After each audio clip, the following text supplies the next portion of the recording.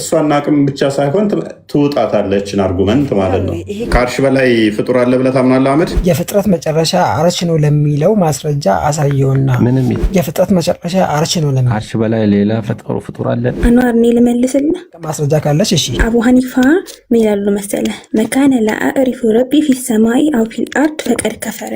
ጌታዬ በሰማይም በምድርም አይደለም ብሎ ያለ በእርግጥም ከፈረ። አላህ ከሰማይ በላይ ነው ስንል ከሰማይ በላይ ሌላ ፍጡር አለ የለም የሚለውን አልሰጠምባቸው አይደለ? ለዚህ እናንተ ያመጣችሁ ያላችሁት ማስረጃ ላነሳችሁት ክሌም የሚገናኝ ነገር አለ። ማስረጃው ሌላ ክሌማችሁ ሌላ ማለት ነው። ማስረጃ አይሆንም። ፍጡር እንደሌለ ሁሉም ዑለሞች የተስማሙበት ጉዳይ ነው። በኢጅማ የጸደቀ አምጪው ማስረጃውን። ኢጅማዕ ነው። አንቺ ብቻሽን ኢጅማዕ ነሽ ነው? አልገባኝም። ኢጅማዕ ከሆነ አምጪው። የአርሽ ጥቅሙ ምንድን ነው? የሳተርን ጥቅሙ ምንድን ነው? ብርሃን መስጠት አንድ። እንደ እስልምናው ከሆነ ደግሞ አጋንንቶችንም መደብደቢያ የሚሆነው። ይህንን ደግሞ ነው ያለው ያልኩት የአንተው መጽሐፍቶች ናቸው። የአላህ እግር የሚቀመጥበት ኩርሲው ላይ ነው። አላህ ደግሞ ከአርሽ በላይ ነው። ያ የእሱ አቂዳ ከእናንተ በጣም የተለየ ስለሆነ ኦኬ አህመድ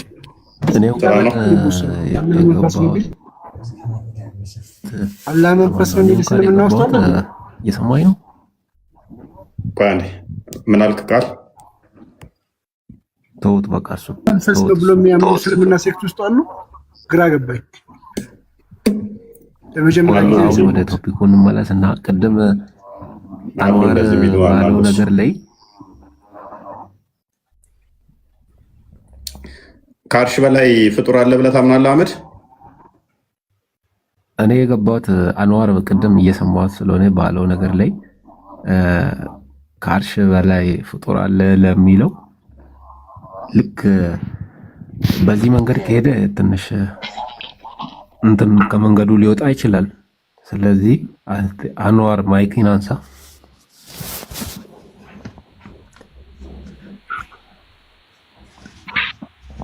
አቤት አቤት። ይኸውልህ እዚህ ጋር ቅድም እብን ቲሚያ እንዳለው አርሽ የፍጡር መደምደሚያ ነው።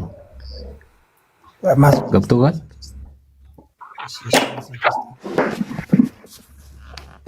ይሰማኝ ነው? ነው ግን አንተም እኔ እኮ የረሱን ሰው ሰለም ቃል እንበላለን። አይ አይደለም። አንደኛ ማወቅ ያለብህ አንዋር እነዚህ ሰዎች ዕልምን በጣም ይዞታሉ። ኩቱብ ስታም ይዘዋሉ፣ ተፍሲሩንም ይዘዋሉ። አንተ ድንገት ወይ ናህው ይቀራክ።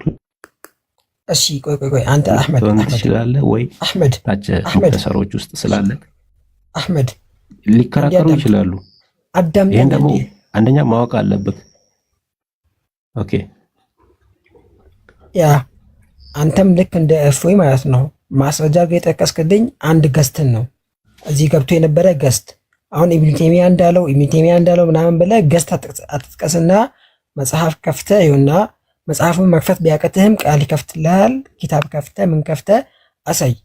ሙስሊም ካልሆንክም ምንም አሳይ። የፍጥረት መጨረሻ አርሽ ነው ለሚለው ማስረጃ አሳየውና ምንም የፍጥረት መጨረሻ አርሽ ነው ለሚለው አርሽ በላይ ሌላ ፍጡር አለ? የፍጥረት መጨረሻ አርሽ ነው ለክሌምክ ማስረጃ አምጣ። እንደዛ ነው። እኔ እኮ እቀበልሃለሁ፣ ችግር የለውም። ምንም ተሳስቻለሁ እላለሁ፣ ችግር የለውም። እኔ አምናለሁ። እዚህ ራሱ ይቅርታ ጠይቃለሁ። ብቻ ማስረጃ ስጠኝ። ይኸውልህ አሁን እዚህ ቤት እዚህ ጋር ጥያቄና መልስ ነው እንጂ ዲቤት ለመፍጠር አይደለም። ሂድና ዲቤት መሻይኮች አሉ እነሱን ጠይቅና ሙስሊም ነህ አይደል? ይኸውልህ እኔ ፎሎ አደርጋለሁ። መሻይኮችን ጠይቅና እኔ መሳሳቴትና አንተ መሳሳቴን ዛኔ ተረዳዋለህ ማለት ነው። ለምን ሚዳይ ነገር እኮ አላህ ቁርአን ላይ ሙስሊም ነህ አይደል? ነው አይደለም? አንተ እኮ ነኛው። አዎ እሺ፣ ቁርአን ላይ አላህ ምን ይላል መሰለክ? ቁርአን ላይ አላህ ምን ይላል መሰለህ? ፈኢን ተናዛዕቱም ፊ ሸይ፣ በአንድ ነገር ላይ ከተከራከራችሁና ፈሩዱሁ ኢለላሂ ወደ አላህና ወደ መልእክተኛው መልሱ ይላል። ቁርአን አለ፣ ሐዲስ አለ። ይኸውና መጽሐፉ ሁሉ ተደራድሮ ቁጭ ብሏል። አስከፍትና መልሰኝ እመለሳለሁ።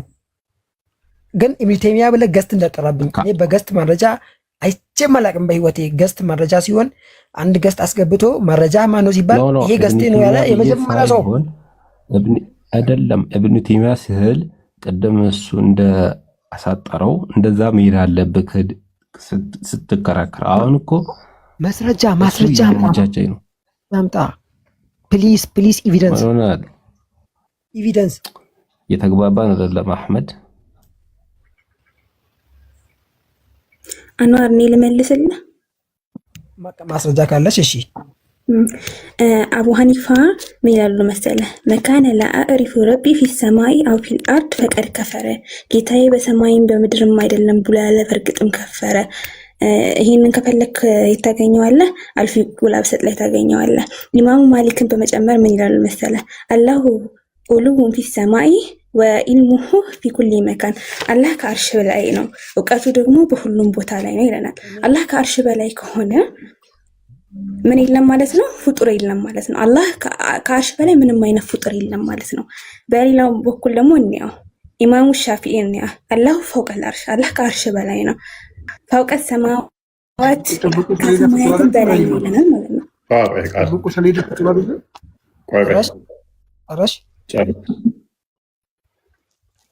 ጨርሻለሁ። እኔ አውለውን አልካድኩም። አላህ ከአርሽ በላይ ነው የሚለውንም አልካድኩም። አላህ ከአርሽም በላይ ነው፣ አላህ ከሰማይም በላይ ነው። ለምሳሌ እኔ አላህ ከሰማይ በላይ ነው ስል ከሰማይ በላይ ሌላ ፍጡር የለም የሚለውን አይሰጥም። ለምሳሌ ቁርአን ላይም ላመጣልሽ እችላለሁ አላህ ከሰማይ በላይ ነው የሚል ማለት ነው። ለዚህ ከሰማይ በላይ ነው ብሎ አንድ ሰው መናገር ይችላል? አዎ ይችላል። ሰማይ አይደለም፣ ሰማይ ሳይሆን አይደለም እናንተ ከአርሽ በታች ነው የሚገኘው። ይሄን ማመን መቻል አለብኝ። አዎ ሰባ ሰማዋት የሚባሉት ከአርሽ በታች ነው እንዴ? ለይቆ ነው። እሺ አዳምጠኝ። አርሹ እኮ ልንገርህ፣ አርሹ እኮ ከሰማይ በላይ ነው። ከሰማይ ከኩርሲ ገብቶ ካለ አዳምጥ፣ ቆይ አዳምጥ። ይሄን ሐዲስ በደንብ ያው ሚውት አድርገህ እናንተ ከአርሽ በላይ ፍጡር የለም ለሚለው ያመጣችሁት መረጃ አላህ ከአርሽ በላይ ነው የሚለውን ነው ያመጣችሁት። አላህ ከአርሽ በላይ ነው የሚለው ከአርሽ በላይ ሌላ ፍጡር የለም የሚለውን አይሰጥም። ምክንያቱም አላህ ከሰማይ በላይ ነው እንላለን። አላህ ከሰማይ በላይ ነው ስንል ከሰማይ በላይ ሌላ ፍጡር አለ የለም የሚለውን አልሰጠም። ገባችሁ አይደለ? ለዚህ እናንተ ያመጣችሁ ያላችሁት ማስረጃ ላነሳችሁት ክሌም የሚገናኝ ነገር አለ። ማስረጃው ሌላ ክሌማችሁ ሌላ ማለት ነው። ማስረጃ አይሆንም ብዬ መልስ ነው የሰጠኋችሁ ለእናንተ እንትን ማለት ነው። ከሰማይ በላይ ነው ስንል ከሰማይ በላይ እኮ ሌላ ፍጥረት አለ፣ አርሽ አለ፣ ሌላም አለ፣ ኩርሲ እያለ ሌላ ነገር አለ። ከአርሽ በላይ ነው ከአርሽም በላይ ነው ስንል ከአርሽ በላይ ሌላ ፍጡር የሆነ ነገር የለም የሚለውንም አይሰጥም። እኔ ካመጣችሁ አሁንም ይሁንና ሐዲት ካመጣችሁ እኔ እኮ ግለሰብ ነኝ፣ እሳሳታለሁ፣ ችግር የለውም። ስህተቴን ለመቀበልም ዝግጁ ነኝ። ፈተናሳቱን ቢሳይ ፈርዱ ኢለላሂ ወረሱል፣ ወደ አላህና ወደ መልእክተኛው መልሱ ተብሏል። እዚህ ጋር አንተን ለማረም አይደለም የመጣሁት አይደለም። አንዋር አዳምጠኝ። አንተን እዚህ ጋር ለማረም ቤቱም አይፈቅድልንም። ሰዓት አለ፣ ብዙ ሰዎች አሉ። ስንት አንድ ሺህ ሰው ምናምን እየተከታተለን ነው። ወይም ደግሞ በመሃል የሚጠይቀው ሰው አለ፣ የሚገባ የሚወርድ አለ። ለብቻ ማለት ነው ፎሎ አድርገኝና ከዛ በኋላ እንነጋገርና አይ ችግር የለውም። አይ እዚሁ አምጣው ፎሎ መደራረግ አያስፈልግም። እዚሁ አምጣው፣ ካለ አምጣው፣ ማስረጃ ካለ አምጣ፣ ችግር የለውም። አይ ከባህል ጠይቀን መጣ ብለን ነው ማስረጃ ጠይቀን መምጣት ነው። ብቻ እናወራ አልኩኝ እኮ። ለምን ለብቻ አወራለሁ? ምንድን ማውራት ብቻ? ከአርሽ በላይ ፍጡር አለ ያልከው ማለት ነው። ደሊል ታመጣለህ። ከዛ በኋላ እኔም አመጣለሁ። እሱን እኮ አመጣሁኝ።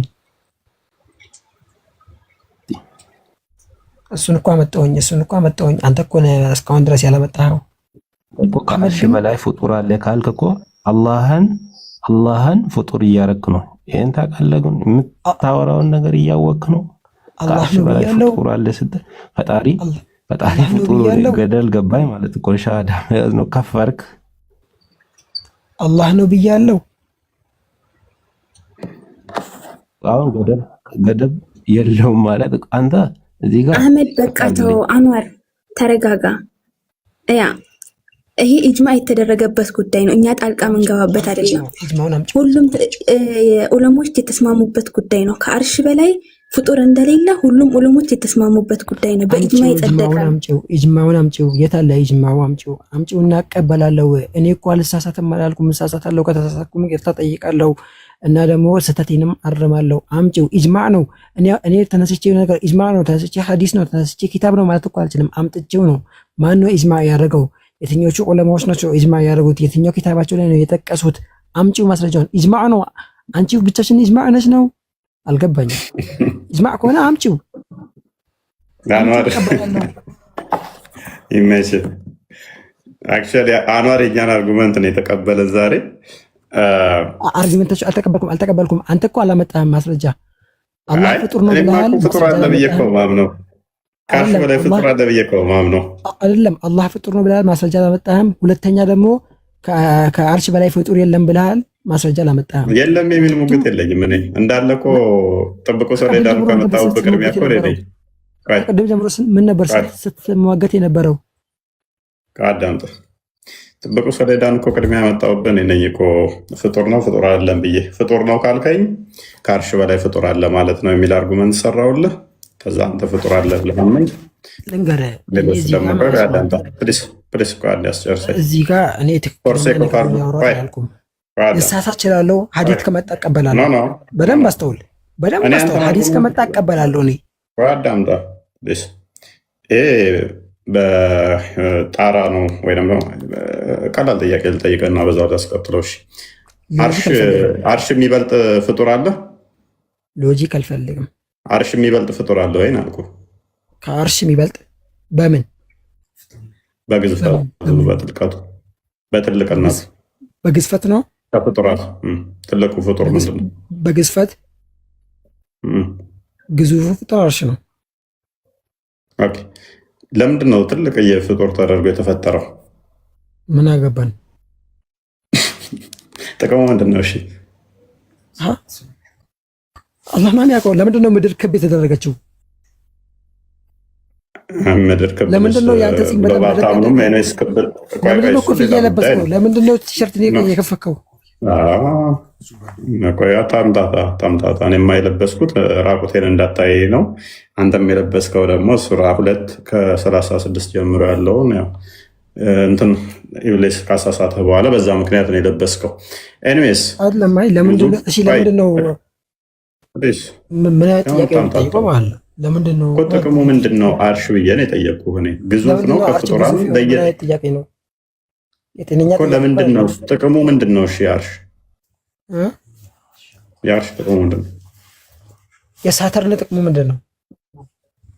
ብርሃን መስጠት አንድ። እንደ እስልምናው ከሆነ ደግሞ አጋንንቶችንም መደብደቢያ የሚሆነው ኮከቦቹ ከሆነ ሌሎቹ ደግሞ ብርሃኑን ማሸብረቂያም ውበትም እንደዛ ተደርገው ነው የተፈጠሩት በሰማይ። የጁፒተር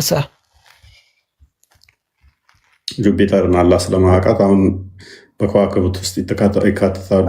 ጠየቀውን መልስ ቅድሚያ ፕሊስ። ንገረኝ።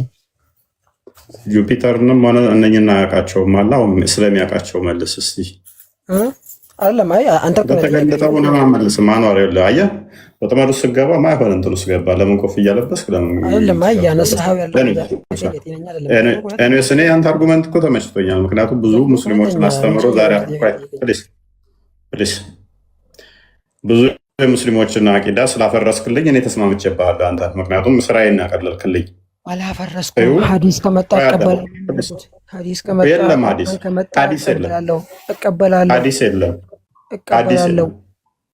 ሐዲስ የለም። አንዋር አንተን ልደግፍ። ሐዲስ የለም። ኢጅማ ከመጣ ሐዲስ ከመጣ ቁርአን ከመጣ ቂያስ ከመጣ አዳም ፕሊስ ቆይ አንዴ በቃ ፕሊስ። በእንትን ጉዳይ ግን ምክንያቱም ጥብቁ ሰሌዳ ብቻ ሳይሆን ኩርሲው ራሱ ከአርሽ በላይ እንደሆነ የሚያሳዩ መረጃዎች አሉ። የት ነው ያለው ኩርሲው አይታወቅም። ከአርሽ በላይ እንደሆነ ኩርሲ ከአርሽ በላይ ነው። አምጣ ፕሊስ ተረጋጋ። ቆይ ኩርሲው ራሱ የት እንዳለ ኩርሲው የአላህ እግር ማስቀመጫ ነው። ይህንን ደግሞ ነው ያለው ያልኩት ያንተ መጽሐፍቶች ናቸው። የአላህ እግር የሚቀመጥበት ኩርሲው ላይ ነው። አላህ ደግሞ ከአርሽ በላይ ነው። ኩርሲው ማለት የአላህ ሁለት እግር መቀመጫ ነው። አላህ ደግሞ ከአርሽ በላይ ነው። ከአርሽ በላይ ከሆነ ሁለት አርጉመንት ፎሎ ታደርጋለህ። ከአርሽ በላይ ከሆነ ኩርሲው ከአርሽ በላይ ከሆነ እዛው ላይ ነው የተቀመጠበት ማለት ነው። አይ ኩርሲው ከአርሽ በታች ነው ካልክ ደግሞ ከአርሹ ቀጥሎ ውሃ አለ፣ ከውሃው በታች ነው ካልከን አላህ ከአርሽ በላይ ሆኖ እግሩን ከአርሹ አውርዶ በውሃ ውስጥ ተንቦጫርቆ አልፎ እግሩን ኩርሲ ላይ ያስቀምጠዋል ወይንም ያስቀምጣል የሚል አርጉመንት ከተላለህ ማለት ነው። ፕሊስ ኬፍያ እንዴት እንደሆነ አናውቅም። እሷ አናውቅም ብቻ ሳይሆን ትውጣታለችን አርጉመንት ማለት ነው። እንዴት ነው ያስቀመጠው ብዬ አይደለም የጠየቅኩ። ኩርሲው የአላህ እግር መቀመጫ ነው። ሁለት ሎጂክ ነው የምትከተለው። አታመልጠኝም እኮ እኔን። ከሁለቱ ሎጂክ አንዱ ነው የምትከተለው። ምክንያቱም እኔ ልሰጥ እችላለሁ እሱ ላይ ምስላለኝ። ሁለት ሎጂክ ነው። ፕሊስ አዳምጥ። ቆይ ፓኒክ አታርግ። ቆይ ከአርሽ በታች ነው ካልክ፣ ስለዚህ አላህ ከአርሽ በላይ ያለው በውሃ ውስጥ እግሩን አንቦጫርቆ አልፎ ኢማጂን አታርግ። አይደለም አንተ በምገልጸው መንገድ አይደለም። ኩርሲውን ያለው እሺ፣ ኩርሲውን ያለው አንተ በምገልጸው መንገድ ኩርሲውን ያለው አንተ በምገልጸው መንገድ አይደለም። ከአርሽ በታች ኩርሲውን ያለው ከአርሽ በታች ና ከፍ በል። አንጣልኝ መረጃ፣ አንድ ብቻ፣ አንድ አዲስ ብቻ አንጣልኝ። አንዲት ብቻ አይደለም። ሳሂህ ሐሰን አዲስ አንጣልኝ። መጀመሪያ አንተ ላነሳቸው ከሌሞች አምጣልኝ። አንጣ። እኔማ ሰጠው እኮ ሁለቱንም ሎጂክ እኔ ይስማማኛል። ከአርሽ በታችን ብትል ፕሊስ ከአርሽ በታች ብትልም አላህ እግሩን እንዴት እንደሚያስቀምጥ እኔ ዲፋይን አድርገዋለሁ። ምክንያቱም ኩርሲ ማለት ወንበር ማለት ነው። የሁለቱ የአላህ እግር መቀመጫ ነው ብለው ነው ያስቀመጡት። መረጃ መጠየቅ እንጂ አዳምጥ፣ እሰጥሃለሁ። የምሰጥህ ግን የአንተን ሎጂክ ተከትዬ ነው። ሁለቱም ከአርሽ በላይ ነው ብትልም ይመቸኛል፣ ከአርሽ በታች ነው ብትልም ይመቸኛል። ሁለቱም ላይ ለጥፋለሁ ማለት ነው። ከአርሽ በታች ነው ካልክ ከአርሽ በላይ ያለው አላህ በውሃ ውስጥ እግሩን አንቦጫርቆ መጥቶ ሁለት እግሩን ኩርሲ ላይ ያስቀምጠዋል ማለት ነው። አሁን ከአርሽ በታች ነው ያልከውን መረጃ ውስጠኝ ክፈት። እሺ ክፈት። አንደኛ አግሬሲቭሊ አታውራ፣ ተረጋጋ ትንሽ። ክፈት። ሁለተኛ ደግሞ ማለት ነው መጀመሪያ እኔ ለጠየቁ ነገር ማስረጃ ከሰጠኝ ክፈት መረጃ።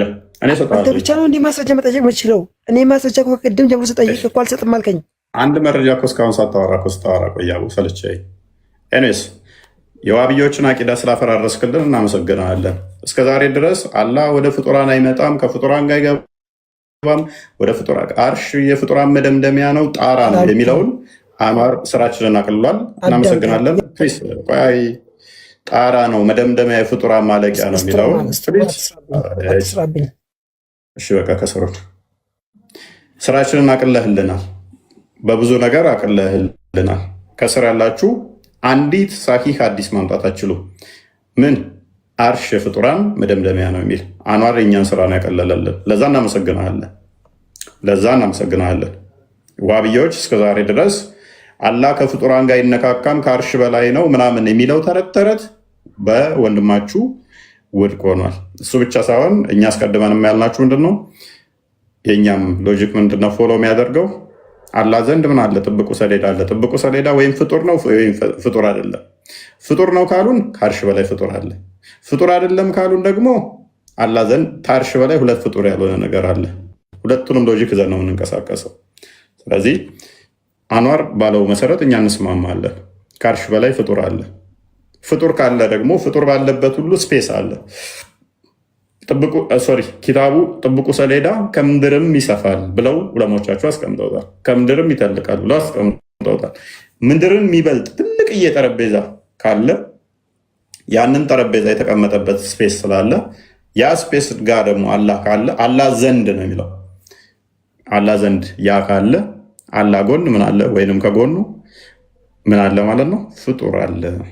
ለዛ እናመሰግናለን። ስፔሱ አለ። ስፔስ ግዴታ ይኖራል። ጠረጴዛ ካለ ስፔስ ይኖራል። እንደገና ደግሞ ፔኑ አለ።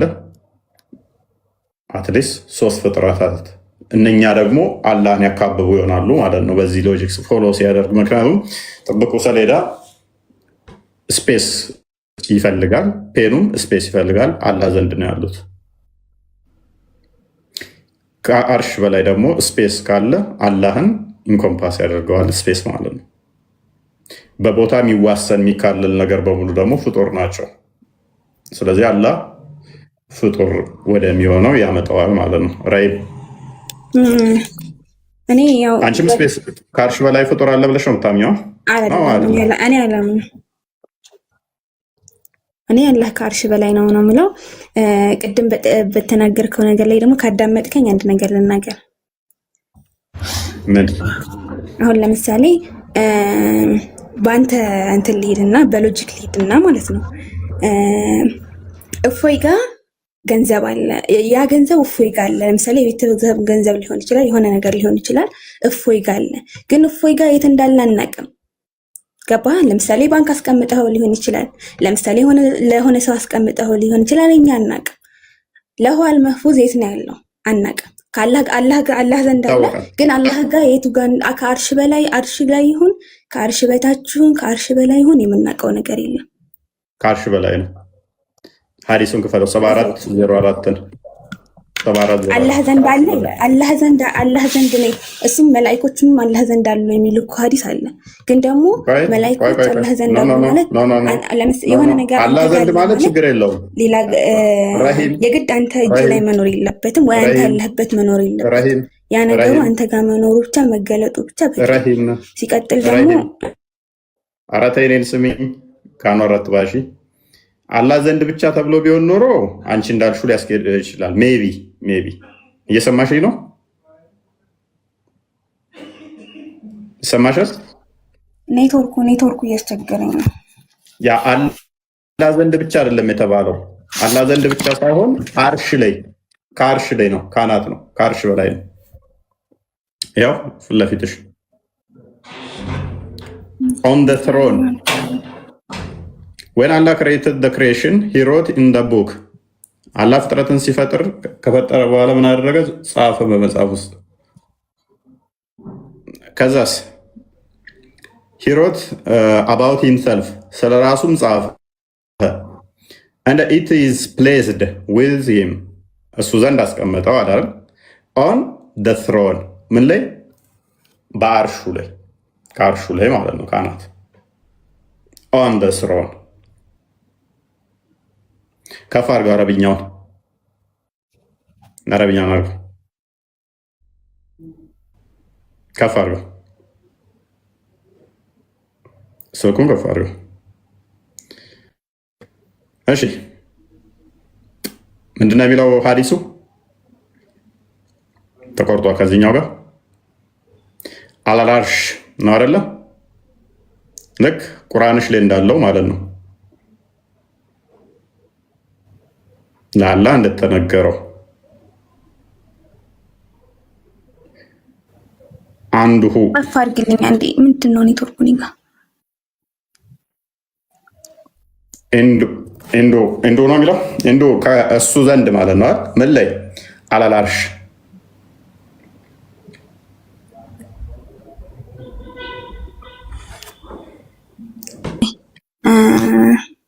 وهو وضع عنده على العرش إن رحمتي تغلب غضبي። ስለዚህ እንደሁ አለል አርሽ የሚለው አሁን እርሱ ዘንድ ከአርሽ በላይ። አሁን እቺ ትዘጋብሻል። ያየሽ? ከአርሽ በታች ማለታች እንደሁ ብሎ ብቻ ቢተሆነ ኖሮ አንቺ እንዳልሽው ሜይ ቢ ዝም ብለሽ አይ እሱ ዘንድ የሚለው ቅድም የተጠቀምሽው ኤግዛምፕል ትንሽ ሊያስኬድሽ ይችል ነበር። ግን እንደዛ እንዳትይዘጋው ከአርሽ በላይ ብሎ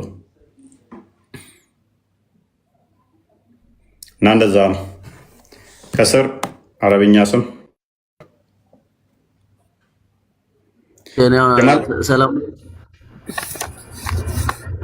ሰላም፣ እንዴት ነው?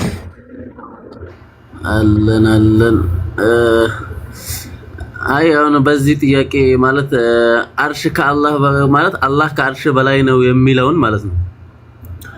አሁን እዚህ ጋር ማለት እንደዚህ ስናወራ ማለት ነው ተግባራዊ ማለት ይሆናል የሚለውን ነገር ነው ማውራት።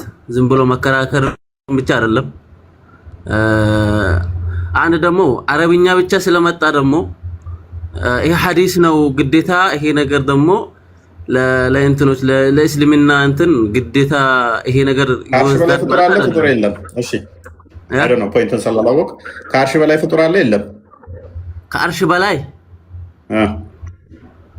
ከአርሽ በላይ ይሄ አለም ወይንም ደግሞ የለም አልተባለም። ግን እዚህ ጋር አሁን ያመጣው አረብኛውም ማለት ነው እንደሁ ማለት አለል አርሽ ምናምን የሚለው ከአርሽ በላይ መሆን ሳይሆን አርሽ ላይ ማለት ለምሳሌ አንድ ነገር እንትን ሲደረግ ኪታቡ ትክክለኛ መሆኑን አለመሆኑን እንትኑን እንትን ማድረግ ያስፈልጋል፣ ማጣራት ያስፈልጋል። ዝም ብሎ ኪታብ ስለሆነ አሁን ብዙ ሰው የሚሸወደው አረብኛ ብቻ አሳየው ሐዲሱን አረብኛ ሐዲሱ ትክክል ማለት አረብኛ ብቻ ስለሆነ ብዙ ሰው ስለሚሸወድ አረብኛ ብቻ ስለሆነ አይደለም። ሐዲሱ ሰሂህ ነው፣ ችግር የለበትም ምንም ታዲያ። እሺ ሰሂህነቱን እስቲ ምን ላይ ነው? እስቲ አሳይኝ። እስቲ ሰሂህነቱ ቡኻሪ ላይ ያለ ሐዲስ ነው። አሁን እኮ ብዙ ሰው እንትን የሚደረገው እንዳልኩ በአረብኛ ብቻ ስለሆነ እሺ ይሁንና ማለት ነው። አሁን እዚህ ጋር እንደዚህ የሚያደርጉት እንደዚህ የሚሉት ወሃቢያ ናቸው ምናምን ብሎ አንተም ስታወራ ሰምቻለሁ መሰለኝ። ወሃቢያ ማለት ነው። አሁን ወሃቢያ ስትል አሁን ይሄ እንደ ስድብ ነው ብዙ ሰው እንትን የሚለው እና ወሃቢያ ማለት አይደለም እኮ እንትንህ እኮ ትክክል አይደለም። ምን አልኩኝ እኔ? አንደኛ ሙስሊም አይደለም እኮ አንደኛ ሙስሊም ሆነ በዚህ ጉዳይ ላይ ብትከራከር አው ይመስላል ትክክል ነገር ነው። አይ ይሄ ነገር ነው እንትን ለማድረግ እሺ አላህ ሶሪ ጥብቁ ሰሌዳ ይናለው ጥብቁ ሰሌዳ ይናለው ጥብቁ ሰሌዳ ይናለው የትኛው አርሽ ላይ ከአርሽ በታች ወይንስ ከአርሽ በላይ? እንደዛ ተብሎ አልተነገረንም። ከአርሽ በላይ ከአርሽ ላይ አለ ነው አለን እንጂ ከአርሽ በታች ከአርሽ በላይ ግን አርሽ ላይ አለ አላህ ዘንድ ነው አይደለ? አላህ ዘርፈው እንደው ብለዋል። እንደ መጀመሪያ እንትኑ ራሱ ማለት ነው ያው ኪታቡ ራሱ ኦኬ አለል አርሽ የሚለው ከአርሽ በታች ነው የሚያሳየው። አለል አርሽ ማለት አሁን ለምሳሌ እንትን አንዳንዴ እንትን ሲደረግ ማለት ነው ሲተረጎም ቃሉ አንድ ሆኖ ትርጉሙ ግን እንትን የሚል አለ። ለምሳሌ የሚቀየር አለ የምትለው እስቲ አለል አርሽ ተብሎ ከአርሽ በታይ ተብሎ የተተረጎመ አንድ ስጠኝ እስቲ። ከአርሽ በታች ነው እያልኩ አይደለም እኮ አይደለም። ቆይ ሊስን ሱራ 7 54 ላይ ሱረቱ ጣ ቁጥር 4 ወይ 5 ላይ አርማን ወላ አርሽ ስተዋ ይላል። ሶ ከአርሽ በታች ነው አለ? አዎ አይደለም። እሱ አላማ አርሽ ከተባለ ስለዚህ ካናት ነው ማለት ነው። በአርሽ ላይ ነው። ከአርሽ ከፍታ በጣም ከፍ ማለት እዚህ ጋር እንትን ስትለው ከአርሽ በላይ ነው የሚባለው። ከአርሽ በላይ ስለዚህ አላህ ጥብቁ ሰሌዳ ወይንም ጽፎ ያስቀመጠው እርሱ ዘንድ ነው አይደለ? ከአርሽ በላይ ከአርሽ በላይ ብሎ ነው እዚህ ጋር እንትን ያደርገልና ልክ ነው። እሺ ቴንኪው። ከአርሽ በላይ ፍጡር አለ የለም? ከአርሽ በላይ የሚልነውን ነገር እኮ ነው አርሽ ላይ አለ አለን እንጂ ከአርሽ በላይ አለ የሚለውን ነገር እዚህ ጋር እንትን አይደለም። ምክንያቱም አላህ ከአርሽ በላይ ነው ስንል አርሽ ደግሞ ማለት ይሄ ደግሞ ኪታቡ ለምሳሌ የተጻፈው ነገር ሁሉ ነገር ከአርሹ በላይ ነው ማለት እኮ ነው። አርሽ ውስጥ እስታላልክ ድረስ ለማንኛውም እንትን ኪታቡ ለምሳሌ ማንኛውም ነገር እንትን ሲመጣ አንደኛ እሺ ከነ ማስረጃው ነው ተስማማው። እሺ ተስማማው እና ጥብቁ ሰሌዳ ምንድን ነው? እሱ ስለ ጥብቁ ሰሌዳ ትንሽ ነገር ምን ማለት ነው?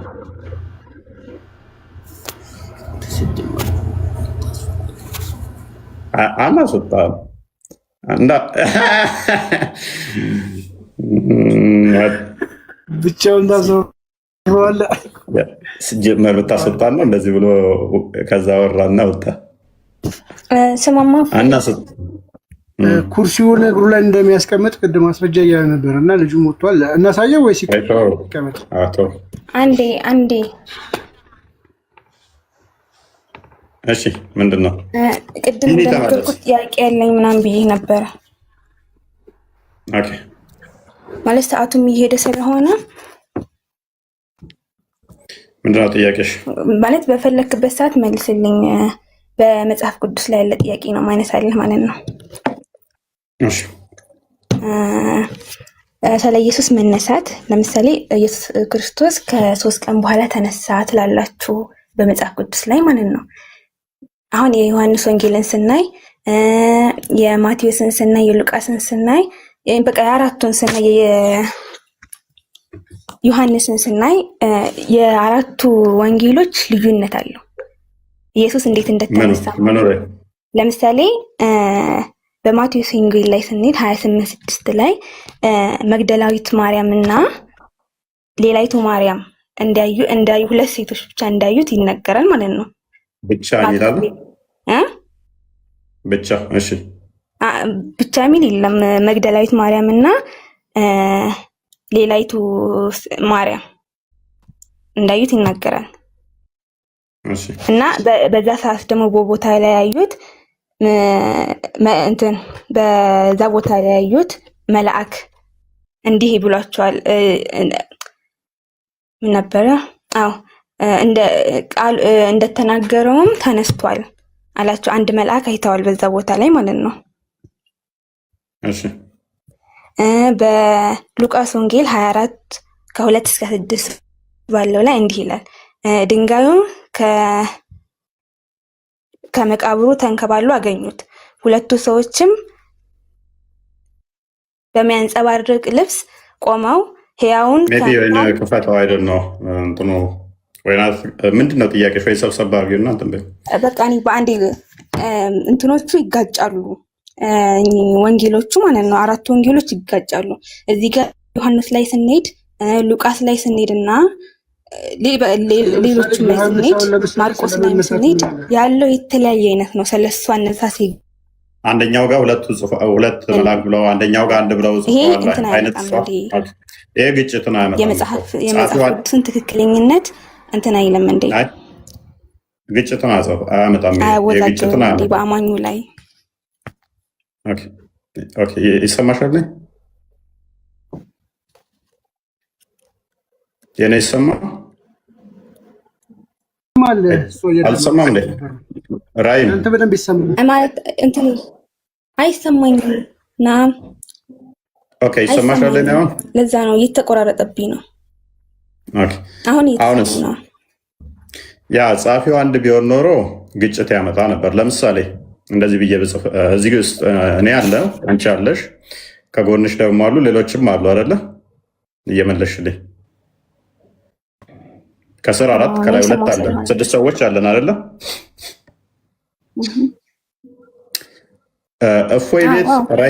እፎይ ቤት ረሂም ዛሬ ነበረች ጥያቄ ስትጠይቅ ነበር ብሎ ሰንበዴ ቢጽፍ፣ አንደኛው ደግሞ እፎይ ቤት ዛሬ ረሂም ቱከማልና ቃል ነበሩ ብሎ ቢጽፍ፣ ሌላኛው ደግሞ እፎይ ቤት ዛሬ ረሂም ቢኒ ቱከማልና ታዛቢዋ ነበሩ ቢል ግጭት ነው።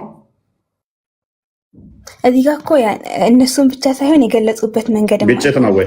ችግር የለም። ቆይ ይሄ ግጭት ነው ወይ? አንደኛው 2 ብሏል፣ አንደኛው አንድ መልአክ ብሏል፣ እንትን አየ ምናምን ብሏል። እንደዚህ ብለሽ ላነሳሹ ግጭት ነው ወይ? እንደዛ ብቻ አይደለም። አንድ መልአክ ብቻ አይደለም እኮ እንሄዳለን። ኦኬ ጥያቄህን ንገረኝ እስኪ። እየተቆራረጠ ስለሆነ እየዘገየ ነው የሚደርሰኝ። አልሰማም እንደ እኔ እየዘገየ ነው የሚደርሰኝ። በደንብ ነው የሚገኛ፣ በደንብ ነው የሚሰማው። ለእሱ ነው ችግር ያለበት። ያ ጻፊዎቹ አንድ ሰው አለመሆናቸው ታሪኩን በተለያየ እንትን ሊተርኩት ይችላሉ። ላዩት በተለያየ ሁኔታ ቢጽፉት ብቻ የሚለውም የለም። እንዲህ ብቻ የሚል ባለ ያለበት ላይ ራሂም እፎይ ቤት ነበረች ቢል አንደኛው ደግሞ ቃል ረሂምና ቱከማል እፎይ ቤት ሲጠይቁ ነበር። አንደኛው ያልጠቀሰውን አንደኛው ሊጠቅሰው ይችላል። ይሄንኛው ግጭት አይባልም፣ ግጭት አይሆንም ማለት ነው። ናሬሽኑ የተለያዩ እንደተለያየ ብቻ የሚል ሳያካትቱ ከገለጹት ችግር የለው፣ ሁሉም ስላሉ ማለት ነው። ችግር የሚሆነው ምንድነው? ራሂም ብቻ ነበረች ሚል ቢኖር ኖሮ ችግር ያመጣል ማለት ነው። ኔክስት የሚመጣው ቃልም ነበር ሲባል አይ ረሂም ብቻ ነች ብሎ ነው የዘገለጠው ከላይ የሚል ያመጣል። ግን ረሂም አለች፣ ቃል አለ፣ ቱከማል አለ። ይሄ ችግር የለውም። ሰንበዲ ደግሞ መጥቶ ቢኒና ታዛቢዋ እፎይ ቤት ነበሩ ቢል ረሂምን ስላልገለጻት ስህተት አለበት ወይም ያጠራጥራል የሚለውን አያመጣውም ማለት ነው። አይደ ነው እየሰማችኝ ይሁን አይሆን አላውቅም። እየሰማሁ ነው። ስለዚህ እነኚህ ችግር አያመጣውም። ሁሉም ትረካውን የዛኛውን ሪፊዩት ባላደረገ ሁኔታ ከገለጹ ችግር የለውም። ችግር የሚሆነው ምንድነው? የዛኛውን ተቃውመው እንደዛ አይደለም እንደዚህ ነው ብለው ሲዘግቡት ነው። ይሄ በናሬሽን ውስጥ በሀዲሶች ውስጥም አለ። ባይዘ ሀዲስ ላይ ለምሳሌ አቡ ሁሬራ ባስተላለፈው እና አይሻ ባስተላለፈችው ላይ የተወሰነ ትረካዎቹ ይለያያሉ። ያ ግን አቡ ሁሬራ ባመጣው እይታ ላይ ነው ብለሽ ታልፊዋለሽ አስማምተሽ ማለት ነው። አይሻ ደግሞ እዚህ ጋ የተዎቹን አቡ ሁሬራ ጠቅሶታል፣ አቡ ሁሬራ የተወውን ደግሞ አይሻ ጠቅሰዋለች በሚል ነው የሚጣጣው። በሀዲስ ውስጥ በጣም ብዙ ቦታ እንደዚህ አይነት ነገሮች አሉ። እሺ እንደዛ ካልን ደግሞ በሌሎች በማቴዎስ ላይ ስናይ፣ ሉቃስ ላይ ስናይ፣ ማርቆስ ላይም ስናይ ሲሄዱ አይደለም በማቴዎስ ላይና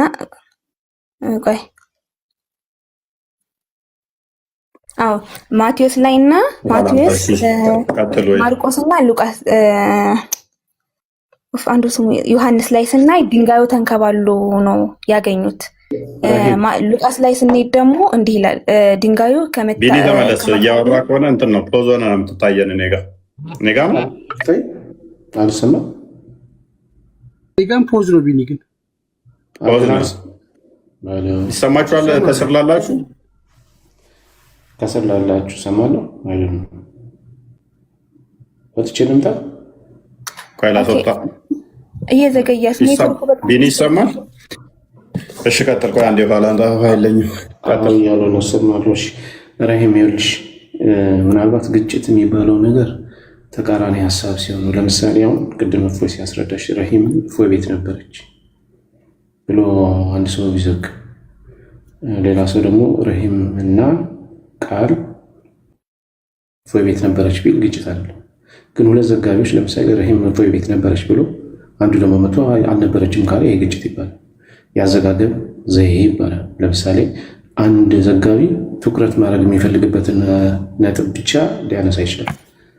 ገብቶሻል? ለምሳሌ ስለ ማርያም መግደላዊት የመጀመሪያ ያናገረችው ስለ እሷ ስለሆነች ስለ እሷ ብቻ ሊናገር ይፈልጋል። ከእሷ ጋር ስለሄዱት ሰዎች ላይዘግብ ይችላል። ዋናው የክርስቶስ ትንሣኤ ስለሆነ ስለ ሰዎቹ ሳይሆን ክርስቶስ ተነስቷል የሚለውን በዛ ስፍራ የለም የሚለውን ነው ሐዋርያት ሲዘግቡ የነበሩት።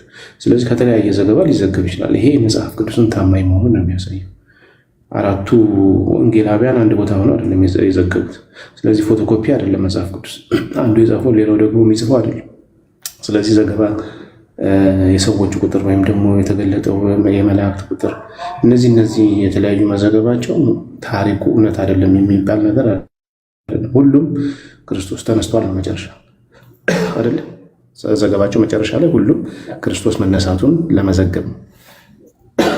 ስለዚህ ግጭት አይባልም። አንቺ የምታመጫቸው ነገሮች አሁን ቅርታ ምንትኑ ተንከባሏል ምናምን ቀጥሉ። ቋንዴ ረሂም ኦቨር በደንብ ነው ብቻ አንዴ ይሰማሻል? ይሰማኛል። እየተቆራረጠ ቢሆንም የተሰማኝ ነው። ምን አለ መሰለሽ፣ አሁን ለምሳሌ የሆነ ፌስቲቫል አለ በይ፣ የሆነ ኤግዚቢሽን አለ በይ ብለሽ አስቢ። የኢቢሲ ጋዜጠኞች፣ የኢቢኤስ ጋዜጠኞች፣ የሲኤንኤ ጋዜጠኞች ቢሄዱና ቢዘግቡ ሶስቱም ጋዜጠኞች ማለት ነው ተመሳሳይ አንድ አይነት ኮፒ ፔስት ሲዘግቡ አይመጡም። ኦኬ የኢቢሲ የሆነ የሚፈልገውን ፓርት የሆነ ነገር ዘግቦ ሊመጣ ይችላል። ልክ የቲቪውም እንደዛ የሆነ ነገር ዘግቦ ሊመጣ ይችላል። የሲኤንኤንም እንደዛው። እዛ ጋር አሁን ዘጋቢዎቹ ሊናገሩ ሊያሳዩ የፈለጉት አንድ ነገር ነው። ቅድም እፎይ እንደነገረች ማለት ነው ስክሪኑ ላይ አሁን ይታይሻል አይደለ? ረሂም አለች፣ ቃል አለ። ረሂም እፎይ ቤት ነበረች አለ አንደኛው። ረሂምና ቃል እፎይ ቤት ነበሩ አለ አንደኛው። አንደኛው ደግሞ ረሂም ቢኒ ቃል እፎይ ቤት ነበሩ አለ። ይሄ ግጭት እንዴት ሊሆን ይችላል? ብቻ ሌላ ማንም አልነበረም የሚል አቋም ይዞ ከሆነ ኦፍኮርስ አሁን ግጭት ሊሆን ይችላል። ነገር ግን እነሱ ልክ ዘጋቢ ከሚፈልግበት ኮንቴክስት ስለሆነ የዘገበው ይህን እንደ ግጭት ልትወስጁ አትችይም። አዘርዋይስ ለምን ታዲያ 3 ወንጌል መጻፉ አስፈለገን? አንድ ወንጌል አይበቃንም እንዴ ታዲያ? 3 ተመሳሳይ መጽሐፍ ለምን ይጻፋል? ኮፒ ፔስት ገብቶሻል? ስለዚህ አንዱ አሁን ከሆነ አቅጣጫ ነገሮችን ይዞ ያስረዳል፣ አንዱ ከሆነ አቅጣጫ የሆነ ነገር ይዞ ያስረዳል፣ አንዱ ከሆነ አቅጣጫ የሆነ ነገር ይዞ ያስረዳል። መጽሐፍ ቅዱስ ይሄ ነው እንደውም በጣም ዩኒክ የሚያደርገውና ታማኝ የሚያደርገው። ኢማጂን የተለያዩ ሰዎች በተለያየ ቦታ ላይ ሆኖ ጽፈውት የሀሳብ ኮንትራዲክት አለመኖሩ ይሄ ትልቅ ቫልዩ ያሰጠዋል ማለት ነው። ለሴ አንድ ግለሰብ ተናግሮት ቢሆን ኖሮ ኦኬ፣ የተለያዩ ግለሰቦች ናቸው። ተረዳሽን? አሁን ለምሳሌ አንድ ሐዲስ በሰጠሽ አሁን እዚህ ጋር አለ። አንድ ሰው ሰላት በሚሰግድ ሰዓት ኢማሙን ተከትሎ ቀና ሲል ማለት ነው፣ ቀድሞ ቀና ካለ አላህ ጭንቅላቱን እንደ አህያ አይለውጠውም ምን የሚላል። በሌላ ዘገባ ደግሞ እንደ ውሻ አይቀይረውም ምን የሚላል። አንድ ሰው ነው የተናገረው፣ መሐመድ ነው። መሐመድ የተናገረው ከሁለቱ የትኛውን ነው ብለሽ የቱን ልትመርጪ ነው? እንቻው አይሽ ይሄ ነው ግጭት የሚባለው። ያ እኔ ይሰማኛል። ኦኬ እሺ፣ አሁን ደግሞ ወደ ሌላ ጥያቄ ልሂዳ። ግልጽ ሆነልሽ? በደንብ ክሊር ሆነልሽ? እየገባኝ ነው።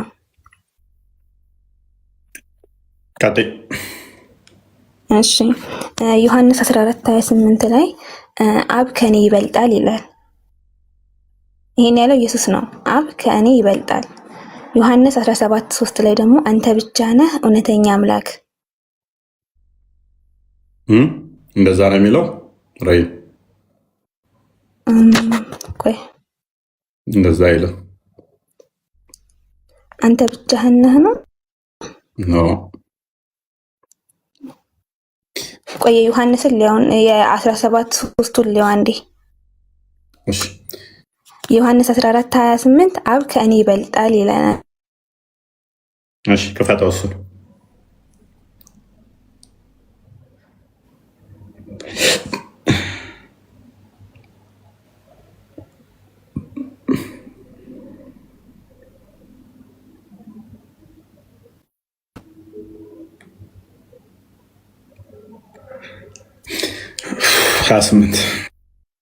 ስንት ላችሁ?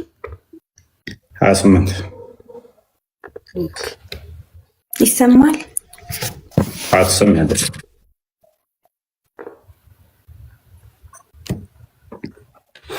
ኦኬ ኢየሱስንም ከቀያፋ ስንት ነው የከፈትከው? ዮሐንስ 17 ነው ያልቻለ 14:28 እሺ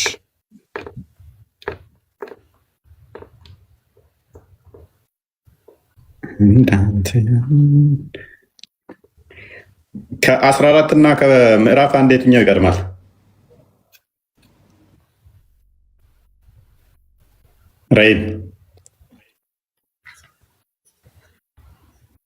ረሂም ትሰማለች? እየሰማኝ ዝም ትያለሽ? ምዕራፍ 14 ከመሄዳችን በፊት ምዕራፍ 1 አለ፣ 2 አለ፣ 3 አለ፣ 4 አለ፣ 5 አለ፣ 6 አለ፣ 7 አለ፣ 8 አለ፣ 9 አለ እያለ ይመጣና 14 ጋር ይደርሳል። ምዕራፍ 1 ሲጀምር ገና ዮሐንስ ምን ብሎ ነው? ቃል በመጀመሪያ ቃል ነበር፣ በመጀመሪያ ቃል ነበር፣ ቃልም በእግዚአብሔር ዘንድ ነበር፣ ቃልም እግዚአብሔር ነበር፣ ቃልም እንዲሆነ ብሎ ያንን ቃል በስጋ እንደተገለጠ ሁሉ በሱ እንደሆነ ጀምሮ ያ አካላዊ ቃል ወልድ የአብ ልጅ በአብ እቅፍ እንዳለ ቁጥር 18 ላይ ተርኮልን ወደ ዓለም እንደሚመጣ ኃጢአት የሚያስወግድ የእግዚአብሔር በግ እንደሚባል ይነግረናል። ምዕራፍ 2 ላይ ቃናን ታሪክ በደንብ አድርጎ ይነግረናል።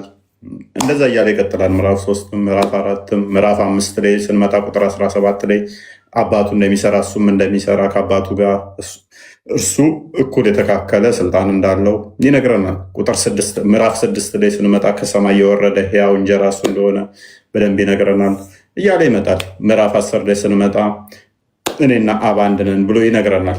ምዕራፍ 11 ላይ ስንመጣ አልዓዛርን ከመቃብር ሲያነሳው እናያለን። ምዕራፍ 12 እንደዚ ፕሊስ አንዴ።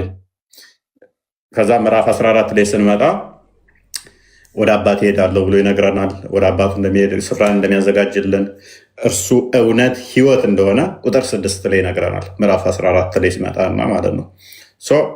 አልሐቅ ተብሎ የሚጠራው አራሂም ማን ነው? አላህ ብቻ ነው አይደለ?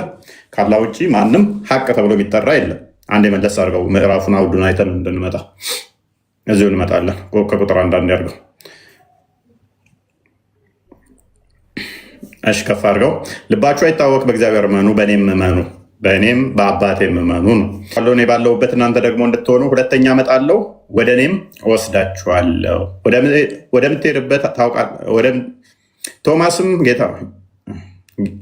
ጌታ ሆይ፣ እሺ ከፍ አድርገው ችግር ወደምትሄድበት ታውቃላችሁ፣ መንገዱንም ታውቃላችሁ። ወደ ቤት ቶማስም ጌታ ሆይ ወደምትሄድበት አናውቅም፣ እንዴትስ መንገዱን እናውቃለን አለው። ኢየሱስም እኔ መንገድና እውነት ሕይወትም ነኝ፣ በእኔ በቀር ወደ አብ የሚመጣ የለም አላቸው። ስለዚህ የሁሉ ነገር በር መግቢያው እሱ ብቻ እንደሆነ ያለ እርሱ ምንም እንደሌለ ድነት እንደሌለ ዘጋለት ማለት ነው።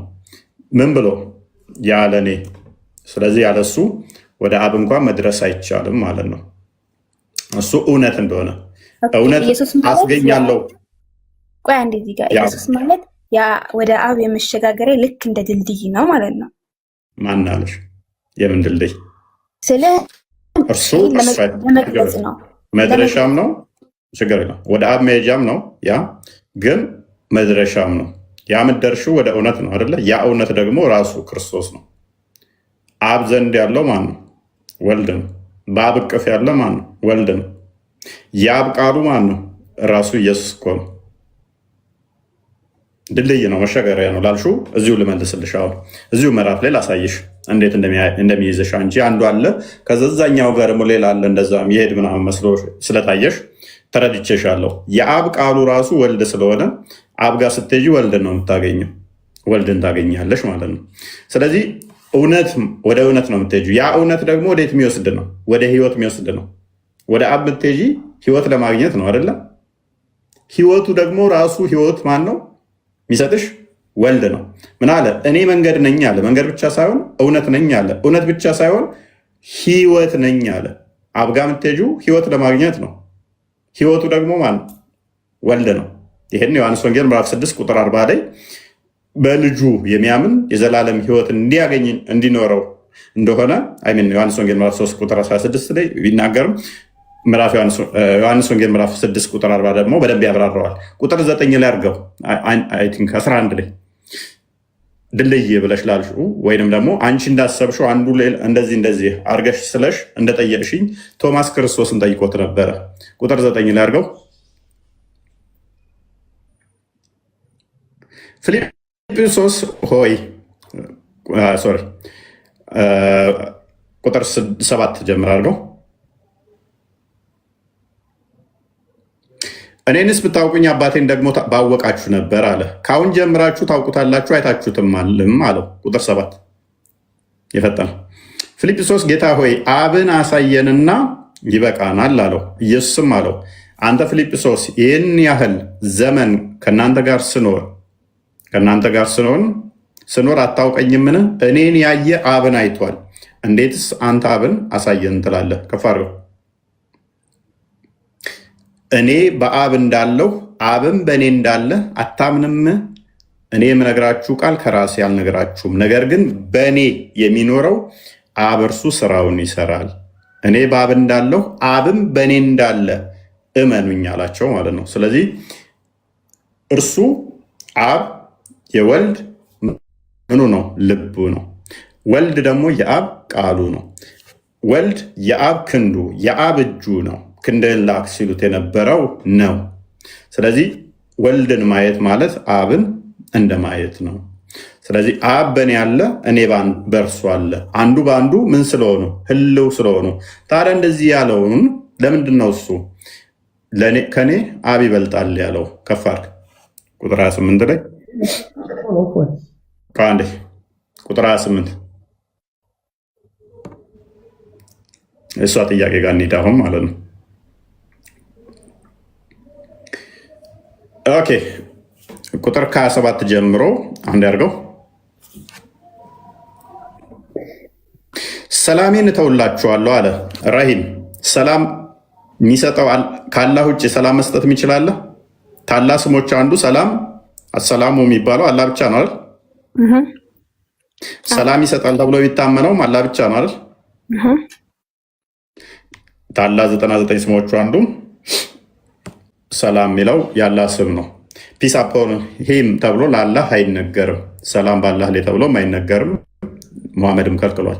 ሰላም የሚሰጥ እንጂ ሰላም በሱ ላይ ይሁን አይባልም ብሎ ስላለ ክርስቶስ ሰላም የሚሰጥ እውነተኛ አምላክ መሆኑን ቁጥር 27 ላይ አስቀድሞ በትንቢተ ኢሳያስ ላይ የተነገረው ኖ ድንግል ትወልዳለች፣ ወንድ ልጅ ትወልዳለች፣ ስሙም ድንቅ መካር፣ ኃያል፣ የሰላም አለቃ ተብሎ ይጠራል የተባለው እርሱ ትንቢት ሲፈጸም እዚህ ሰላሜን እተውላችኋለሁ አለ።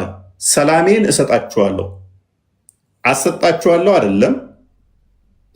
የማንን ሰላም? የራሱን ሰላም።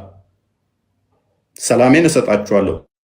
እኔ የምሰጣችሁ ሰላም የፍጡራን አይነት ሰላም እንዳልሆነ ደግሞ ሲለየው ምን አለ? እኔ የምሰጣችሁ ከፍ አድርግልን ዓለም እንደሚሰጥ አይደለም። ዓለም የሚሰጠው ሰላም የተፈጠረ ነው፣ በገንዘብ ነው፣ ወይንም ደግሞ በብልጭልጭታ ነው። ያ ሰላም ኢተርናል አይደለም። አስቀድሞ ህይወት እንደሚሰጥ ቁጥር 6 ላይ ነገረን። እዚህ ጋር መጣና ደግሞ ሰላሜን እሰጣችኋለሁ አለን።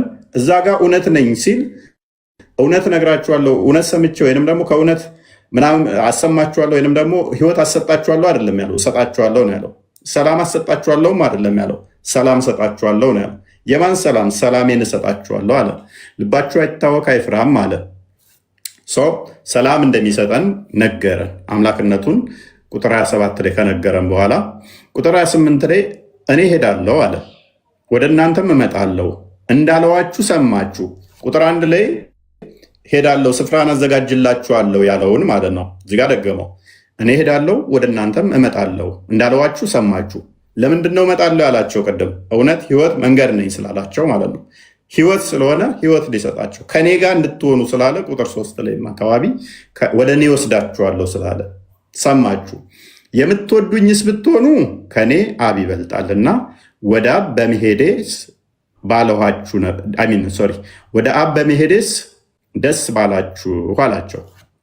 ስለዚህ አሁን ቁጥር 11 ላይ በአብ እሱ እንዳለ አብም በእሱ እንዳለ ወልድም በአብ እንዳለ አብም በወልድ እንዳለ ነገረን። እዚህ ጋር ደግሞ ወደ አብ ሄዳለሁ አብ ከኔ ይበልጣል አለ። ለምን ይሄን አለ? ኦኬ ለምን ይሄን አለ? ራይም አንድ ጥያቄ ልጠይቅሽ።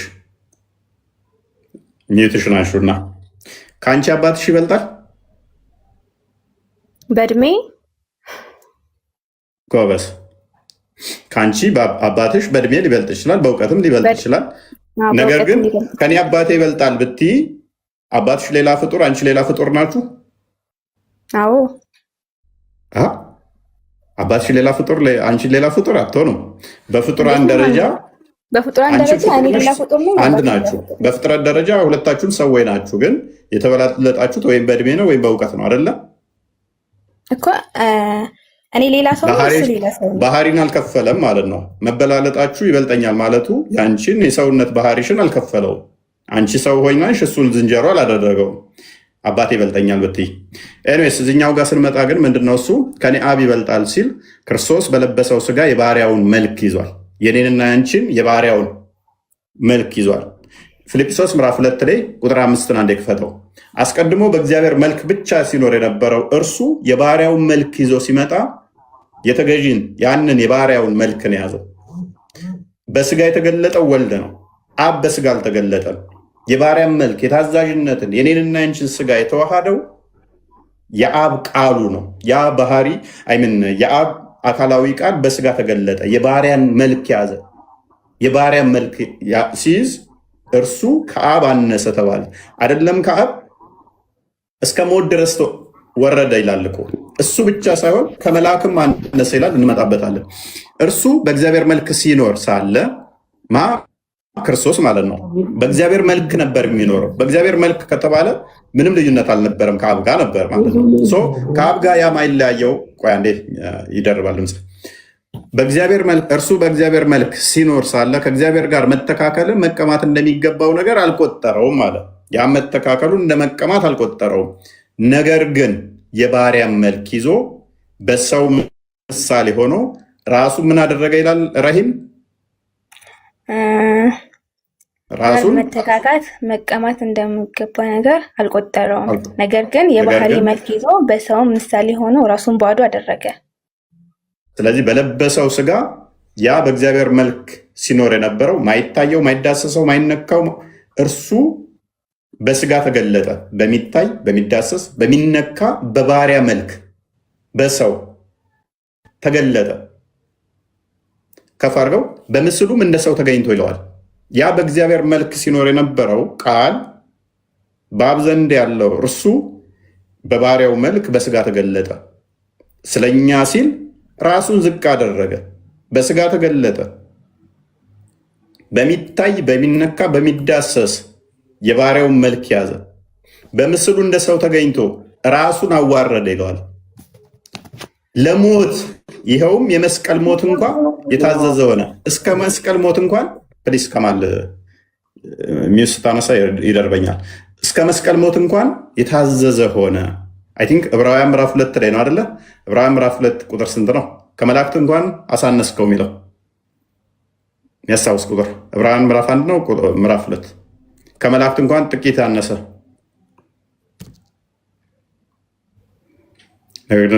ቁጥር 15 አካባቢ ይመስለኛል። ስንት ላይ? 2 ላይ ይመስለኝ። ምዕራፍ 2 ቁጥር 7 እስኪ ቼክ አድርገው። ትክክል። ነገር ግን አንድ ስፍራ እንኳን ታስበው ዘንድ ሰው ምንድን ነው? ወይስ ትጎበኘው ዘንድ የሰው ልጅ ምንድን ነው? ከመላእክት በደንብ አስተውይ። ከመላእክት ይልቅ በጥቂቱ አሳነስከው፣ የክብርና የምስጋና ዘውድ ጫንህለት፣ በእጆችህም ስራ ላይ ሾምኸው፣ ከመላእክትም አነሰ ተብሎ ተነገረለት። ለምን? መላእክቶች አይሞቱም። እዛ ጋር እንዳየነው ደግሞ ፊልጵስዩስ ምዕራፍ 2 ላይ በእግዚአብሔር መልክ ሲኖር የነበረው እሱ የባሪያን መልክ ያዘ አለ። የባሪያን መልክ መያዝ ብቻ ሳይሆን እስከ ሞት ድረስ ታዘዘ አለን አይደለ? እስከ ሞት ድረስ። እዚህ ጋር ደግሞ ምን አለን? ከመላእክትም አሳነስከው። ለምን? መላእክቶች አይሞቱም። እርሱ እስከ ሞት ድረስ በስጋው ማለት ነው፣ በያዘው ስጋ፣ በተዋህደው ስጋ እስከ ሞት ድረስ ስለታዘዘ ከአብ አነሰ ሲባል ምን እየተባለ ነው? በያዘው ስጋ እስከ ሞት ድረስ እኛን ስለወደደ ከአብ አነሰ ተብሎ ተነገረለት። ነገር ግን እርሱ ራሱ ደግሞ ዮሐንስ ወንጌል ምዕራፍ 10 ላይ እንዲህ ይለናል። በመለኮቱ ከአብ የተካከለ ለመሆኑ ዮሐንስ ወንጌል ምዕራፍ 10 ቁጥር 31 ይቸካል።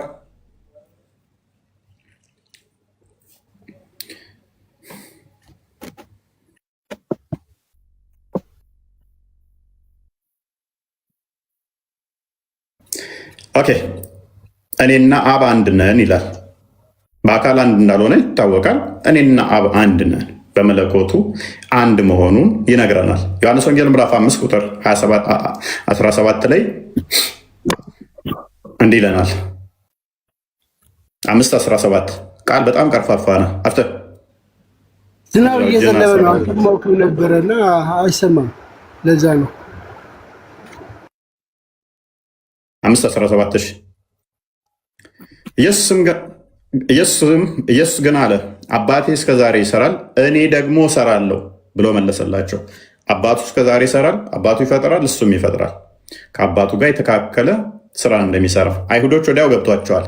እንግዲህ ሰንበትን ስለሻረ ብቻ አይደለም፣ ነገር ግን ደግሞ ራሱን ከእግዚአብሔር ጋር አስተካክሎ እግዚአብሔር አባቴ ነው ስላለ አይሁድ ሊገሉት ይፈልጉ ነበር። ስለዚህ እዛ ጋ ከኔ አብ ይበልጣል ሲል በስጋ ወልድ በስጋ ስለተገለጠ የባሪያውን ስጋ ገንዘብ አድርጎ እኛን ስላከበረ እስከ ሞት ድረስ ስለወደደን ከዛ አንጻር የተነገረ ነው። እሺ፣ እዚህ ጋር ኢየሱስ ግን አባቴ እስከዛሬ ይሰራል እኔም ደግሞ እሰራለሁ ብሎ መለሰለት ይላል። የሁለቱ የስራ ዘርፍ ወይም የአብና የወልድ የስራ ዘርፍ የተለያየ ነው ወይስ ሁለቱም አንድ አይነት ስራ በአንድ ወቅት ነው የሚሰሩት? አንዲት ፍቃድ፣ አንዲት ስልጣን፣ አንዲት አገዛዝ ነች ያለችው። በአብ ልብ የታሰበውን በቃል ይሰራል። ዕብራውያን ምዕራፍ 1 ቁጥር 3 አንዴ ክፈትላት። ዕብራውያን 1:3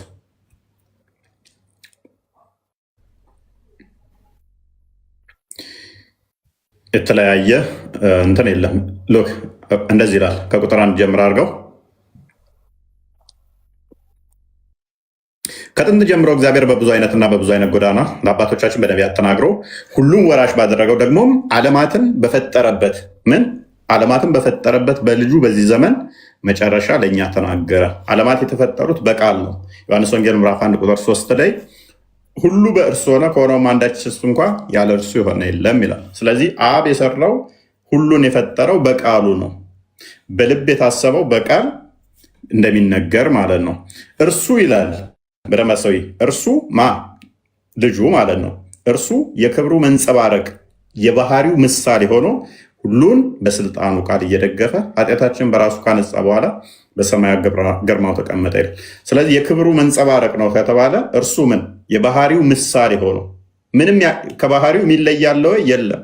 የባህሪው የክብሩ መንጸባረቅ ከሆነ የባህሪው ምሳሌ ከሆነ አንደኛው እግዚአብሔር የክብሩ መንጸባረቅ የተለያየ ባህሪ ሊኖራቸው አይችልም ማለት ነው። መንጸባረቂያ ነው ምን አይደል ያልከኝ? እርሱም ይላል እርሱ ማለት ኢየሱስ ነው ካልከኝ የእግዚአብሔር የክብሩ መንጸባረቅና የባህሪ ምሳሌ ሆኖ ሁሉም በስልጣኑ ቃል እየተደገፈ ኃጢአታቸውን በእርሳቸው ካነጻ በኋላ በሰማያት በግርማው ቀኝ እየደገፈ ቃል እየደገፈ ይቅርታ ስለዚህ እዚህ ጋር ተቀመጠ ነው የሚለው መሰለኝ። ይህ ማለት አሁን ቀጥይ። እግዚአብሔር ኢየሱስ ለእግዚአብሔር የክብሩ መንጸባረቂያ ነው ማለት ነው እና የባህሪው ምሳሌ ሆነ። የክብሩ መንጸባረቂያ ሳይሆን የክብሩ መንጸባረቅና የባህሪው ምሳሌ ሆኑ። ስለዚህ ዮሐንስ ወንጌል ምዕራፍ 1 ላይ ምዕራፍ 1 ቁጥር 14 ገና ሲጀምር ይህንኑ ይደግመዋል። የክብሩ መንጸባረቅ መሆኑን አስቀድሞ ክብሩን ሲናፍቁ ማየትን ሲፈልጉ ክንዱን ላክልን ሲሉት ነበረ። ግን ቃል ስጋ ሲሆን እንዴት እንዳዩት ቃልም ስጋ ሆነ፣ ጸጋና እውነትንም ተሞልቶ በእኛ አደረ። አንድ ልጅም ከአባቱ ዘንድ እንዳለው ክብር የሆነው ክብሩን አየን። የክብሩ መንጸባረቅ ይለዋል። አንድ ልጅ ከአባቱ የሆነው ክብሩን አየን። ስለዚህ አብ ልጁን ሲልክ ምን ያህል እንደወደደን ምን ያህል እንዳከበረን ልጁን በማየት አብን ምን ያህል እንዳከበረን አየን ማለት ነው። ስለዚህ አስቀድሞ ክንድህን ላክ፣ ልጅህን ላክ፣ እጅህን ላክ እያሉ ሲጠይቁ ነበረ። የክብሩ መንጸባረቅ የአብ ክብር መንጸባረቅ ወይንም ደግሞ የአብ ክንድን አየን ማለት ነው። ኢሳያስ ላይ አስቀድሞ ሲጠብቁ ሲናፍቁት የነበረውን ማለት ነው። የባህሪው ምሳሌ ከአብ የተለየ ባህሪ የለውም። አንድ ባህሪ ነች ያለችው። ስለዚህ ዮሐንስ ወንጌል ምዕራፍ 5 ላይ ቁጥር 17 ላይ አባቴ እስከዛሬ ይሰራል እኔም እሰራለሁ ሲል አባቱ ፍጥረትን ፈጥሯል። አባቱ የፈጠረው እንዴት ነው? ዕብራውያን ላይ እንዳሳየውሽ በልጁ ነው የፈጠረው አይደለ? ስለዚህ አብ በልጁ ከፈጠረ አባቱ ሲሰራ ነበረ ማለት ነው። ሲፈጥር ነበር በልጁ ዓለማትን በፈጠረበት ስለዚህ ከዛ ደግሞ እንትን ጋር ስንመጣ አሁንስ ዓለማትን ይጠብቃል፣ ይንከባከባል፣ ይመግባል አይደል? አባቱ ልጁም ከአባቱ ባልተለየ በአንዴ ስልጣን ይመግባል፣ ይንከባከባል፣ ይጠብቃል። ቀጥይ። እዚህ ጋር ኢየሱስ ክርስቶስ ከመወለድ አብ አለ፣ ወልድ አለ። ወልድ ከመፈጠሩ በፊት ወይ ደግሞ ወልድ በማርያም አካል ከመጸነሱ በፊት አብ ብቻ ነበረ። ወልድ አልነበረም፣ መንፈስ ቅዱስ አልነበረም። አየሽ፣ የሳትሹ እሱ ጋር ነው። አብ እስከ ዛሬ ይሰራል እኔም እሰራለሁ ሲል እኮ አብ ቁፋሮ ይቆፍራል እያለ አይደለም። አብ ፈጥሯል፣ እናንተን ይጠብቃል፣ ይንከባከባል። እኔም ፈጥሬያችኋለሁ፣ እከባከባችኋለሁ፣ እጠብቃችኋለሁ እያለ ነው። ቅድምን ብዬሽ ዓለማትን የፈጠረበት ካልኩሽ እኮ ወልድ ከማርያም ከመወለዱ በፊት ብለሽ መጠየቅ የለብሽም። ማርያምንም የፈጠራት እኮ ወልድ ነው። ሰማይ ምድርንም የፈጠረው ወልድ ነው። ኢየሱስ ቃል ማለት ነው። ያ ቃል ግን ዘመን ተቆጠረለት፣ ጊዜ ተለካለት። ክርስቶስ ማለት ነው። በስጋ ሲገለጥ ከማርያም ስጋና ደም ተካፍሎ ነፍስን ነስቶ ሲወለድ ማለት ነው።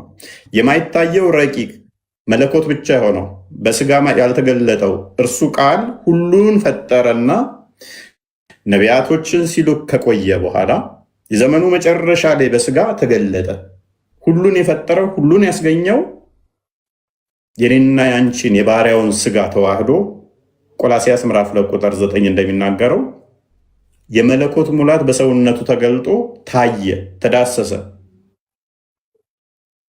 አስቀድሞ ምንም ስጋ ያልነበረው ምንም ደምና ነፍስ ያሌለው እርሱ መንፈስ የሆነው በሁሉ የሞላው በስጋ ተገለጠ። ያ ስጋው ከማርያም የተካፈለው ነው። እርሷ ደግሞ ከዘመን የተቆጠረላት ጊዜ የተለካላት ነች። ስለዚህ ክርስቶስ 2000 ምናምን ብለን ስንል ዘመን እየቆጠርንለት ነው። ከእሷ የተወለደው ሁለተኛ ልደቱን ዘን ማለት ነው። አስቀድሞ ግን የአብ ቃሉ ነው። የአብ ቃሉ እንደመሆኑ ሁሉን የፈጠረው በቃል ነው። ያ ቃል ደግሞ እንደኔና እንዳንቺ ዝርው ቃል አይደለም፣ ድምፅ አይደለም። የኔና አንቺ ቃል ከኔ ከወጣ በኋላ ድምፅ ብቻ ነው፣ መፍጠር አይችልም። የአብ ቃል ግን ሁሉ የተፈጠረው በቃል ነው። ሁሉ የመጣው በቃል ነው። ያ የአብ ቃል ልክ አንቺ ቁርአን ያለ ቃል እንደምትዩ ወረቀት ላይ ከመስፈሩ በፊት አላህ ዘንድ ነበር እንደምትዩ ፍጡር አይደለም ቁርአን እንደምትዩ ወረቀቱ ምንም እንኳን ፍጡር ነው፣ ይነካል ይዳሰሳል ብትይም እኛ ምን እንላለን? ያ ማይነካ ማይዳሰስ ማይታየው የአብ አካላዊ ቃል ሁሉን የፈጠረበት በሚታይ በሚዳሰስ በሚነካ የኔንና ያንቺን የባሪያውን ስጋ ይዞ ተገለጠ። ስለዚህ ኢየሱስ ስንል ስግው ቃል ነው፣ መለኮት የተዋሃደው ስጋ እንደዛ ነው። እና አሁን እያልከኝ ያለኸው ሶስቱም አንድ ናቸው፣ ምንም የሚለያቸው ነገር የለም ነው ማለት የሚለያቸው ስትል አሁን ይሄ ከመንፈስ ይሄ በመንፈስ ምናምን የሚለው ይሄ እሱ ሰው ሆኖ መምጣቱን ምናምን አይደለም እያልኩ ያለሁት በሁሉ ነገር በማዘዝም በመፍጠር አንዲት ስልጣን አንዲት አገዛዝ አንዲት ፍቃድ ብለን ስለምናምን እኮ ኢየሱስም ይፈጥራል፣ እግዚአብሔርም ይፈጥራል፣ መንፈስ ቅዱስም ይፈጥራል በአንድ መልኩ። የፍቃድ ልዩነት ስለሌለ የስልጣን ልዩነት ስለሌለ አሁን ያለሽ እናንተ ጋር ሱራ 21:93 አካባቢ ላይ እንትን ያመጣል። አምላክ ቢኖር ኖሮ ይለያዩ ነበረ፣ ሌላ ቢኖር ኖሮ በመፍጠር ይለያያሉ ብሎ ይፈራዋል። እኛ ጋር አንዲት ፍቃድ አንዲት ስልጣን ስላለች እኛ ሶስት አካል ስንል በደንብ አስተውይ፣ ሶስት አካል ስንል ሶስት ስልጣን ያላቸው የተለያየ፣ ሶስት ፍቃድ ያላቸው የተለያየ እያልን አይደለም። አምላካችን ቃል አለው፣ ሚዩት አይደለም። ቃሉ ግን እንደኔና እንዳንቺ ድምፅ አይደለም። አምላካችን ሕያው ነው። ሕያውነቱን ደግሞ መንፈስ ቅዱስ ወይም እስትንፋሱን እንደኔና እንዳንቺ ነፍስ የምትወጣ መገባ እንደዚህ እንትን ሳይሆን ሕያውነት አለው። ያ ሕያው የሆነበትን መንፈስ ቅዱስ ብለን እንጠራለን። መገኛውን ሶርሱን ወይንም ደግሞ ልብ ብለን እንጠራለን ማለት ነው። ስለዚህ አምላካችን ልብ አለው፣ ቃል አለው፣ ሕይወት አለው፣ ሕያው ነው፣ እስትንፋስ አለው። ስለዚህ ሶስት አካል ስንል ከዚህ አንጻር ነው እኛ አንዱ በአንዱ ህልው ናቸው ምንለው። ለዛ ነው ተነጣጣሉ። ጠይቄ ልውጣና ወይ ከርድ ላይ ምናምን ሰማዋለሁ። ነገ ሌላ ጥያቄ ከሆነ ትንሽ ስለመሸ ሰዓትም ሄዱብንና ለነገ ብታደረጊ ወይም ነገ ብቅ በይ። በቃ ዛሬ ብቃሽ። ኦልሞስት ሰዓት በጣም ሄደዋል። ያ ነገ ብቅ ትበልና ኦኬ። የመጨረሻ ጥያቄ ልጠይቅህና እኔ ልውጣ። ከወጣሽማ ምን ነገ ባለሽበት ትጠይቂያለሽ። 7:30 ሊሆን ይብቃል። ይበቃሻል ረሂም። አይ ነገ ስራ ስላለኝ አሁን 8 ሰዓት ሊሆን ነው። ራሱ እንደው ብታዋህጂው አሪፍ ነው። በደንብ የተነገረሽን በደንብ ከአንቺ ጋር አግባቢውና ነገ ደግሞ ይዘሽ ነው ከነገ ወዲያም ይቻላል አለን እኛ ሁሉ አይኔ ቶሎ ይብቃል። ሀገቡ ሀራፍ ደህና ደሩ። ታዛቢዋ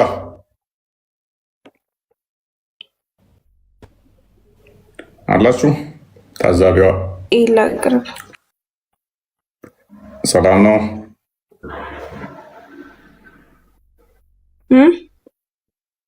ራይም ነገ ብቅ በይ። በቃ ቃልም ወጣ መረጃ የሚከፍት በቃሽ። እሺ አመሰግናለሁ። እሺ ቴንኪው። እንዳንተ ያለ ታዛቢዋ እየታዘብሽ ነው?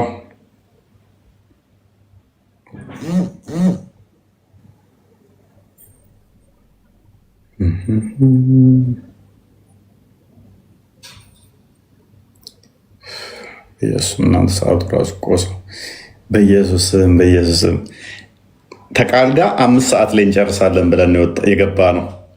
5 ሰዓት ላይ እንጨርሳለን ተባብለን እና በጣም ሰሞኑን እየደከመኝ ነው እየገባው ያለሁት እና የሆነ ስራ እየሰራው አልመች ብሎኝ በድካም ነው ትንሽ ገባ ብለህ ውጣ ምናምን ብሎኝ 5 ሰዓት ላይ እንጨርሳለን ብዬው ነው እየገባ ነው አለ ቃል ቆይ ቃል ነገራችኋል በቃ አመንትቼ የገባሁት ደግሞ 5 ሰዓት እንጨርስ ምናምን ተባብለን የቃል ጥፋት ነው እስካሁን ያቆየኝ እና በጣም እየደከመኝ ነው ሰሞኑን። ቻው በቃ።